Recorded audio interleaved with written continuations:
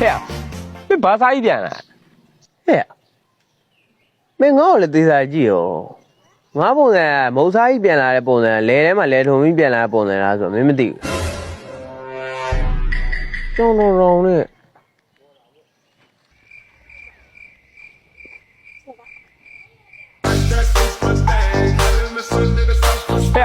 မင်းအဲ့ရောက်နေပြီဘာကြီးကြိတ်စားနာ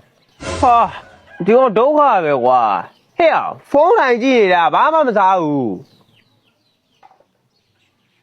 အော်ဒီကောင်အာယုံပဲကွာဘောင်းကောင်လေးကွာဟာ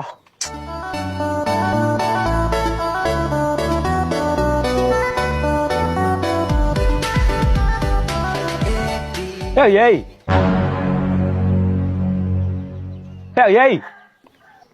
ဘာလဲရောငါဒီမှာအိမ်သာတက်နေတယ်ဟဲ့မင်းအိမ်သာတက်မှာဘာခိုးပြီးစားနာ